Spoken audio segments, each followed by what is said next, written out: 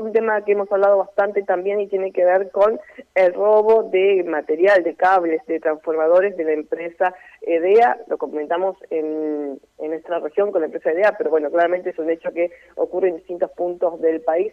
Ayer las autoridades de la empresa dieron una conferencia de prensa preocupados por esta situación y por la seguidilla de robos que no solamente, según plantearon las autoridades, tiene un impacto económico para la empresa, 50 millones hablan en los últimos robos, sino además que claramente impacta directamente en el servicio de los usuarios, teniendo en cuenta que cada vez que se atenta contra este tipo de cableado de transformadores, genera cortes de energía eléctrica para los usuarios, en este caso de Dolores o de la región. Algunos números que planteaban y daban cuenta de esta preocupación que tiene la empresa. Por ejemplo, los robos se sufrieron en la Ruta 2, en el tramo especialmente, y ellos hacen hincapié en el tramo Chascomús-Dolores. Por ejemplo, en las últimas 72 horas se robaron 3 transformadores, ¿no? En este tramo Dolores-Chascomús, a lo que se suma, por ejemplo, y otro dato que daban, a los 20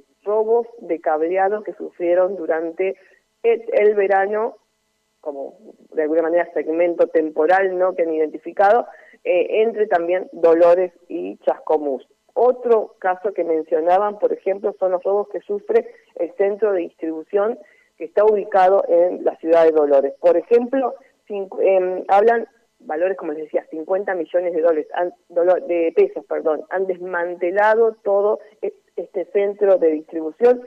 La metodología es siempre la misma. Un boquete, ingresan los delincuentes, 8 robos en un año, 3 en lo que va de 2024, lo que implica esta cifra millonaria de 50 millones de pesos. Por supuesto, entiendo que es más fácil de alguna manera brindar seguridad a un centro específico como es el centro de distribución Dolores. Claramente se dificulta más cuando se habla de estos robos de cableado, por ejemplo, en un tramo tan amplio de kilómetros entre, por ejemplo, la zona más crítica identificada por la empresa, Dolores y Chascomús.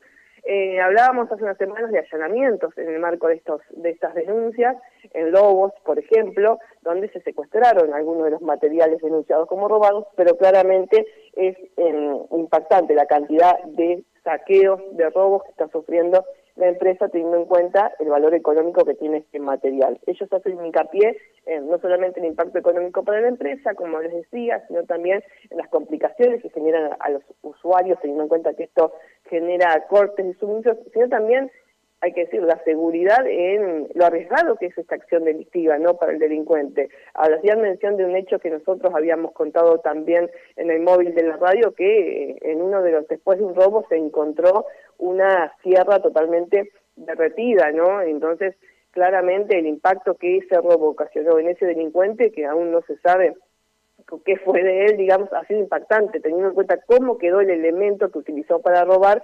Esa descarga eléctrica, por supuesto, ha impactado de lleno en este delincuente, que no se supo nunca cómo siguió su situación, ¿no? Así que por un lado la seguridad, por otro lado lo económico y por otro lado, y no menor, por supuesto, el impacto que tiene en los usuarios estos robos que se dan, en este caso puntual, y en la conferencia de prensa que brindaron ayer las autoridades en el centro de distribución regional, que está en Dolores, y por otro lado en el tramo de la Ruta 2, comprendido especialmente entre las localidades de Chascomús y Dolores.